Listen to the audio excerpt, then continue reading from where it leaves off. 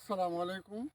একটা বিষয়, এই যে দেখতে পাচ্ছেন ওইটা হলো আমার নেত্রকোনা, ওইটা হলো ফার্ম। আর এখানে কিন্তু আপনার কৃষি হয়। আর এখানে কোনো এনজিও হইতে পারে অথবা সংস্থা হইতে পারে, তারা গাছ লাগাইছে। গাছ লাগান, পরিবেশ বাঁচান, গাছ আমাদের প্রাকৃতিক বন্ধু, এই কথাটা কিন্তু আপনার অস্বীকার করার কারো ক্ষমতা নেই।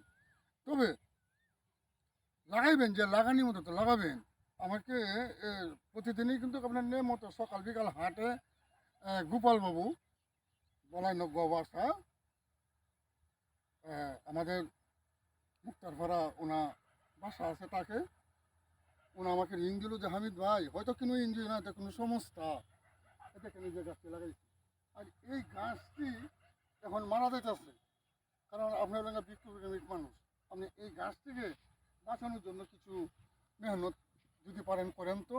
আমি সঙ্গে সঙ্গে নিয়ে আসলাম। এই যে আমাকে এই যে দেখতে পেতেছেন আমার, এই যে আমার, আগে কিন্তু আমি সাইকেল দিয়ে কিন্তু আপনার সেবা করতাম। এখন আমাকে যেহেতু এই বাইকটা একজনে দিচ্ছে, তিনজনে দিচ্ছে, এটাতে আমি সেবা করি।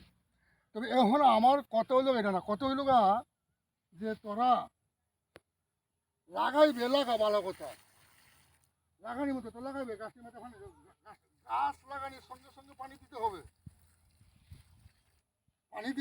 পানি দিলে গাছটি মরবে না।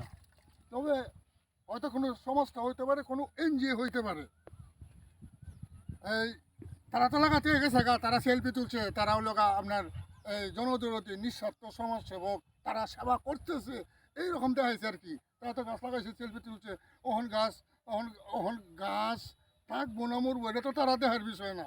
তবে এই হ্যাংনার সেবা করুন না, যে করলে করুন জানাইলে আপনার হ্যাংনার সেবা করুন না, যে সেবা তো করছে আপনার বলাইনগর, যে আপনার গোপাল বাবু আমার কইছে আমি গাছটির মধ্যে একটু হানি দিতাম, ওখানে গাছটির মধ্যে একটু হানি দিতেছি।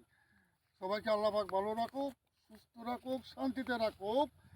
আর করলে তো করবেন, আর না নাইলে করণের দরকার নাই। সকলকে ধন্যবাদ। আল্লাহ পাক সকলকে ভালো রাখুক, সুস্থ রাখুক, শান্তিতে রাখুক। আসসালামু আলাইকুম রহমতুল্লাহি ওয়া বারাকাতুহু।